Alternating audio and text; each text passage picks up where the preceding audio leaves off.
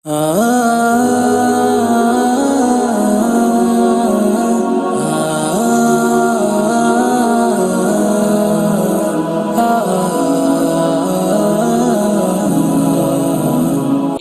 شعبان المعظم کے بابرکت مہینے کو اللہ رب العالمین کے پیارے محبوب نے اپنا مہینہ قرار دیا۔ جس چیز کو، جس شے کو نسبت آپ صلی اللہ علیہ وآلہ وسلم سے ہو جائے تو پھر اندازہ لگائیے وہ چیز کتنی فضیلت والی، کتنی عظمت والی اور کتنی برکتوں والی ہو جاتی ہے۔ ماہ شعبان المعظم کا مہینہ اسلامی سال کا 8واں مہینہ ہے، اور حدیث مبارکہ کے اندر مجھے اور آپ کو اس کے بے شمار فضائل ملتے ہیں۔ حضور اکرم صلی اللہ علیہ وآلہ وسلم ماہ شعبان المعظم کے روزے باکثرت رکھا کرتے تھے، یہاں تک کہ روایات میں آتا ہے کہ چند دنوں کو چھوڑ کر بقیہ آپ پورے روزے رکھا کرتے تھے۔ روزے رکھنے کی فضیلت، اہمیت علماء کرام نے مختلف مقامات پر لکھی ہیں، لیکن ایک بات یاد رکھیں کہ ماہ شعبان المعظم کو جو فضیلت حاصل ہے وہ فضیلت اس وجہ سے حاصل نہیں ہے کہ اس میں شب برات ہے، بلکہ ماہ شعبان کو جو فضیلت حاصل ہے وہ اس وجہ سے ہے کہ یہ اللہ رب العالمین کے پیارے نبی کا پیارا اور محبوب مہینہ ہے۔ اب ماہ شعبان المعظم کے اندر یوں تو بے شمار واقعات ہوئے۔ 5 شعبان المعظم کو حضرت امام حسین رضی اللہ تعالی عنہ کی ولادت کا سعادت ہوئی، اور اسی طریقے سے 15 شعبان المعظم کو شب برات ہوتی ہے، جسے شب نجات بھی کہا جاتا ہے، جس شب کے اندر اللہ رب العالمین انسان کی زندگی اور موت کے فیصلے فرما دیتا ہے۔ اور اس کے بعد 16 شعبان المعظم جو اس مہینے کی، جس کا ہم چاند دیکھیں گے، اس کی 16 تاریخ کو اللہ رب العالمین نے تحویل قبلہ کا حکم دیا تھا۔ مسلمان پہلے بیت المقدس کی طرف قبلہ رخ ہو کر نماز پڑھتے تھے، لیکن اللہ رب العالمین کے پیارے محبوب کی منشا تھی، چاہت، آرزو، تمنا، خواہش تھی کہ میں مسجد حرام کی طرف، خانہ کعبہ کی طرف قبلہ رخ ہو کر نماز ادا کروں، تو اللہ رب العالمین نے آپ کی اس خواہش کو پورا فرمایا تھا۔ یہ واقعہ اس وقت ہوا جب اس ماہ شعبان المعظم کی 16 تاریخ۔ اس کے ساتھ ساتھ اب ماہ شعبان المعظم تو آ رہا ہے، کیا آپ کی میری حرکات اور سکنات، عادات، افعال وہی ہوں گے جو غیر شعبان میں تھے؟ جب میں اور آپ صحابہ کرام رضوان اللہ علیہ اجمعین کی سیرت کو پڑھتے ہیں تو یقین جانیے حضرت انس رضی اللہ تعالی عنہ سے روایت ہے کہ آپ ارشاد فرماتے ہیں کہ جب ماہ شعبان المعظم کا چاند نظر آتا تو ہم صحابہ کرام قرآن کریم کی تلاوت میں مشغول ہو جاتے۔ کس میں مشغول ہو جاتے ہیں؟ اونچی بولیے، اپنے سینے پر ہاتھ رکھ کر بتائیں۔ جو خوش نصیب ہیں ان کی بات نہیں کرتا، اس کے علاوہ کہتا ہوں، آپ نے آخری دفعہ قرآن کریم کب کھولا تھا؟ یہ میں آپ سے نہیں پوچھوں گا، سوچئے گا۔ وہ کتاب جو انسان کی عقل کو کھول دیتی ہے، لیکن انسان کی عقل تب کھلے گی جب وہ کتاب مقدس کو کھولے گا۔ ہم لوگوں نے کتاب مقدس کو کھولنا ہی شروع نہیں کیا، ہماری عقلوں پر تالے پڑ گئے، اور اللہ رب العالمین نے قرآن میں فرمایا افلا یتدبرون القرآن، تم قرآن میں غور اور فکر اور تدبر کیوں نہیں کرتے؟ اس لیے کہ ہمارا جب دل بھر جاتا ہے پھر ہمیں قرآن کریم کا پارا پکڑنا یاد آتا ہے، اور وہ بھی اس وقت ہجے کر کر کے پڑھتے ہیں جب دیکھتے ہیں کہ جن مدرسے کے طلباء نے قرآن کریم ختم کر لیے تو جو پڑھا ہوا ہوتا ہے وہ بھی دے دیتے ہیں کہ بقیہ آپ پڑھ لو۔ اتنی رحمتوں، برکتوں، سعادتوں والی کتاب سے بھی پھر ہم کہتے ہیں کہ مسلمانوں کی ذوق حالی کا سبب کیا ہے؟ مسلمان پستی کی طرف کیوں جا رہا ہے؟ تو صحابہ کرام رضوان اللہ علیہم اجمعین اس ماہ مبارکہ کے اندر جو سب سے پہلا کام کرتے تھے وہ کیا کرتے تھے؟ کیا کرتے تھے؟ قرآن مجید کی تلاوت کرتے تھے۔ دوسرا کام جو صحابہ کرام رضوان اللہ علیہم اجمعین ماہ شعبان المعظم کے اندر سر انجام دیتے تھے وہ کثرت سے روزے رکھا کرتے تھے۔ اور تیسرا کام جو صحابہ کرام رضوان اللہ علیہم اجمعین سر انجام دیتے تھے، جو آپ صحابہ کرام کی جماعت کے اندر صاحب ثروت مال اور دولت کی جن کے پاس ریل پیل تھی، وہ اپنے مالوں کی زکوٰۃ نکالتے تھے، مالوں کا حساب کر کے اس کی زکوٰۃ نکالتے تھے اور غربا اور مساکین کے اندر تقسیم کر دیتے تھے۔ اب عزیزان محترم ذرا سوچئے گا کہ ماہ شعبان المعظم کا بابرکت مہینہ مجھے اور آپ کو نصیب ہو جائے، اللہ کرے گا کہ انشاءاللہ نصیب ہوگا، اور انشاءاللہ ماہ رمضان المبارک بھی نصیب ہوگا۔ اب مجھے اور آپ کو ماہ رمضان المبارک کی آمد سے قبل اس کی ٹریننگ کرنی ہے۔ ماہ رمضان المبارک میں کثرت سے قرآن کریم پڑھا جاتا ہے، لیکن لذت، چاشنی، حلاوت نصیب نہیں ہوتی۔ اس کی وجہ کیا ہے؟ کہ میں اور آپ فقط رسمن قرآن مجید پڑھتے ہیں۔ میری اور آپ کی غرض و غایت یہ ہوتی ہے کہ بس وہ ساتھی پڑھ رہے ہیں، میں بھی پڑھنا شروع کر دیتا ہوں۔ کتنے ایسے لوگ ہیں جو ماہ رمضان کے اندر جو قرآن کریم مکمل نہیں کر پاتے؟ تو مختصر نصاب ماہ شعبان المعظم کا وہ یہی ہے کہ سب سے پہلے آپ آج سے چاند نظر آ جائے گا، کل سے کوشش کریں روزانہ ایک پارہ پڑھیں۔ مشکل ہے؟ مشکل تو نہیں ہے۔ جو قرآن کریم روانی کے ساتھ پڑھنے والے ہیں، ناظر افواہ ہیں، ان کے لیے بہت آسان ہے۔ اور اگر جنہیں پڑھنا نہیں آتا تو وہ یہ بہانہ نہ تراشیں کہ بھئی مجھے تو پڑھنا ہی نہیں آتا، ہم نے پڑھا ہی نہیں۔ کوشش کریں، آپ 10 دن محنت کریں، بقیہ 20 دن میں آپ انشاءاللہ کر لیں۔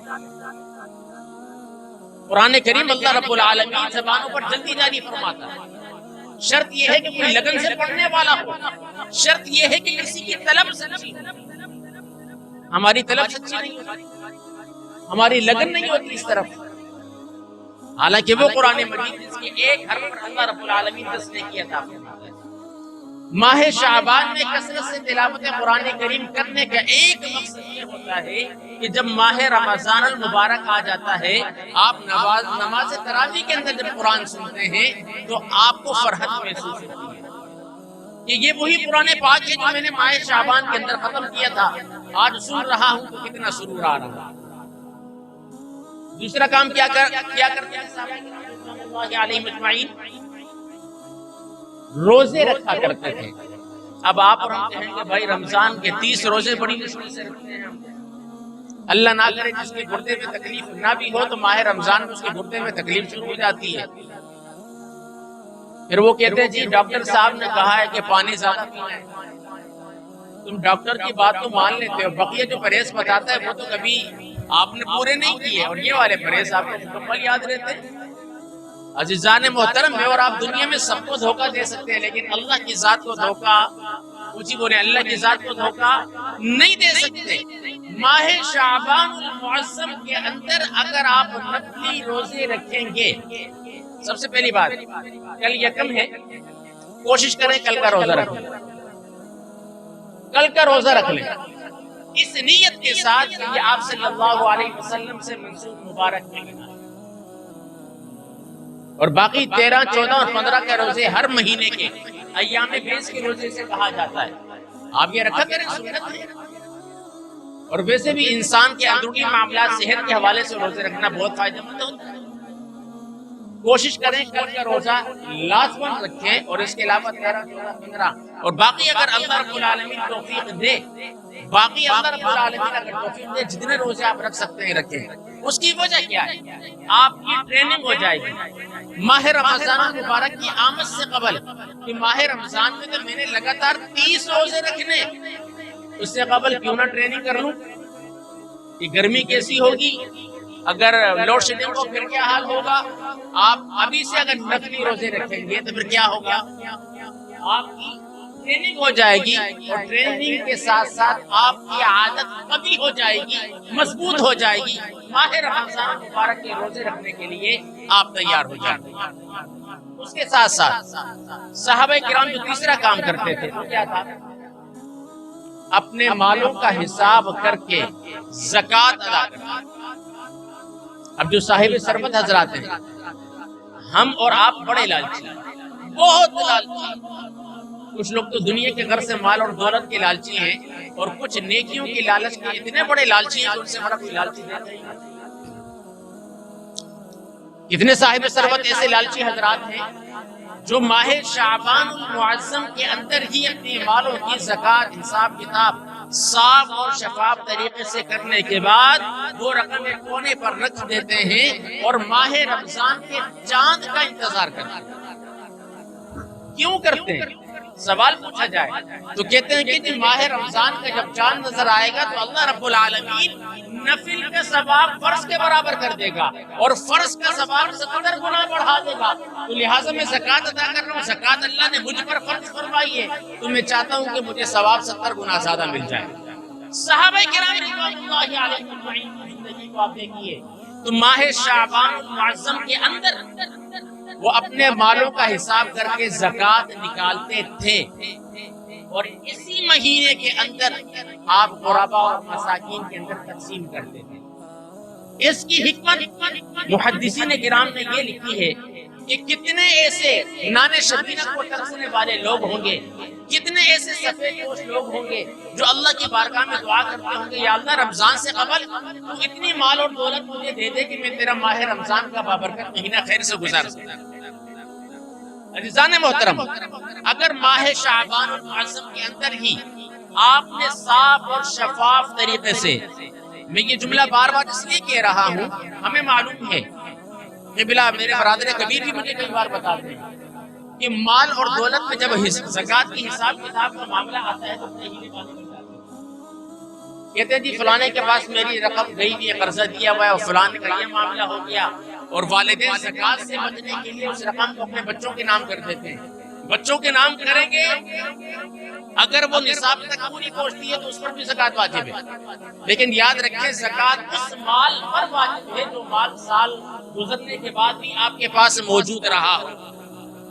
اب یہ نہیں کہ کل آپ کے پاس 2 لاکھ روپے آئے اور رمضان آ گیا، اس 2 لاکھ روپے پر آپ کی زکوٰۃ اسی بولے. اگر صاحب نصاب نہ ہوئے تو، اور صاحب نصاب ہیں تو پھر آپ کو زکوٰۃ دینا. تو صحابہ کرام رضوان اللہ علیہم اجمعین کا یہ مختصر نصاب ہوتا تھا جو ماہ شعبان المعظم کے اندر سر انجام دیتے تھے.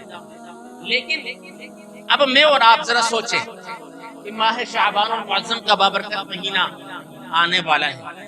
کیا میری اور آپ کی روحانی والدگی کے لیے، کیا میں نے اور آپ نے اپنے قلب و ذہن کو پاکیزہ اور ستھرا کرنے کے لیے کوئی عمل سر انجام دیا؟ نہیں دیا. تو آئیے صحابہ کرام کے نقش قدم پر چلتے ہوئے سب سے پہلا کام کہ کل سے تلاوت قرآن مجید ہم نے کرنی ہے. کیا کرنی ہے؟